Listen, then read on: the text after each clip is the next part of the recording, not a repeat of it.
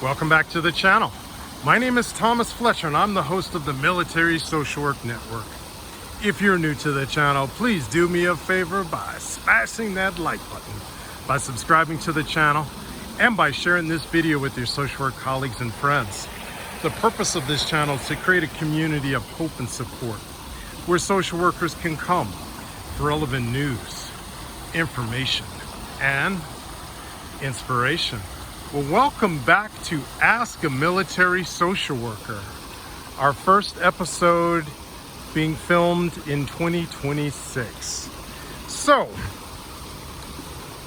this is kind of like one of the hypothetical Ask a Military Social Workers. This is not a question that I actually received, but I think it's a good hypothetical kind of thought experiment to talk about. So, let's assume you are finishing your MSW program and you're in your early 20s. Let's say you're anywhere between 23 to 25 years old. The scenario is, why should I do 20 and 20? Let's go over that. So what do I mean by 20 and 20?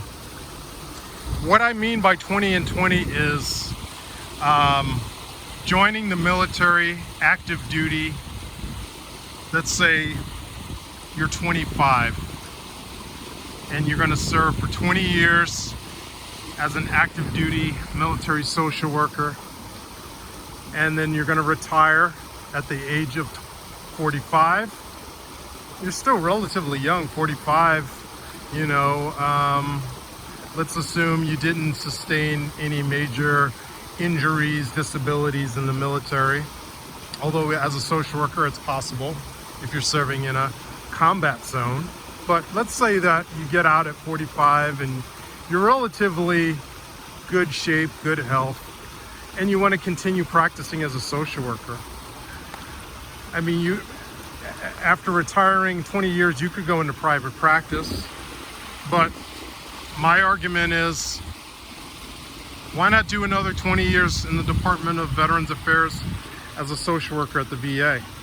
You could do another 20 years from age 45 to 65, right? So what are the benefits? First of all, the financial benefits are obvious enough that we can deduce. You would, if you did the 20 and 20 years active duty social worker, and then another 20 years as a social worker in the VA, you'd be able to collect 2 pensions.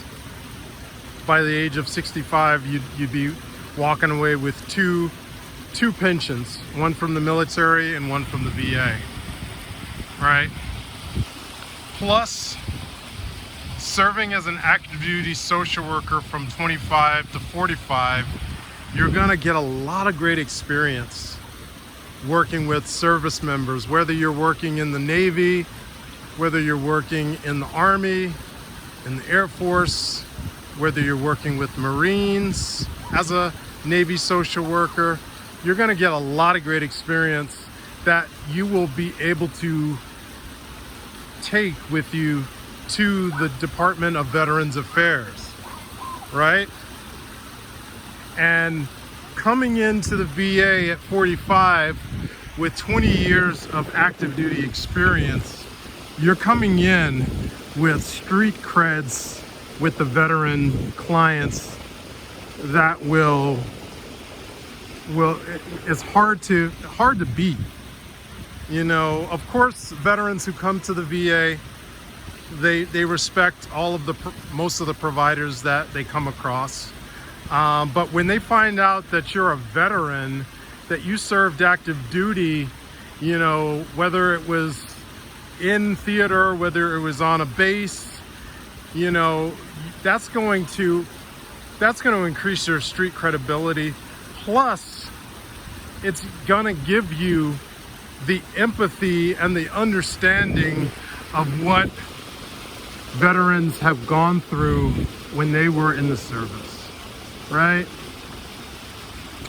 So Again, this video is for my MSW graduates that are finishing in their early 20s. I want you to strongly consider 20-year career active duty in the military. And hey, you may not be interested in deploying in the most austere environments, and I can appreciate that. You can join the Navy. You can join the Air Force, right? If you don't want to join the Army and be subject to the really austere deployment environments, you could join the Air Force. You could join the Navy, right? And here's another thing that I want to remind all of you. If you're serving as an active duty social worker, more likely than not, you're going to be serving in a military treatment facility, right?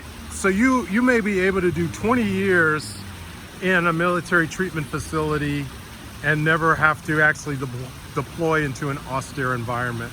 I'm not saying that's a guarantee, but for the most of your career, if you join active duty, you're probably going to be assigned to a military treatment facility for a good portion of your career. Okay, so I think we're gonna stop there, but I'd love to hear your comments, your thoughts. Tell me what I got wrong. Tell me what I missed.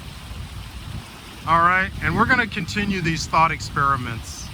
You know, there's so many algorithms that we can go over and that we will go over in terms of serving as a military social worker and all the different ways that we can do that. All right, I'm gonna stop right there, but I wanna thank you all for watching this video. For all the social workers and other licensed mental health professionals, thank you for the work that you do every day, for your clients, for your agency, and for the profession. Please continue to support each other and yourselves. Bye for now.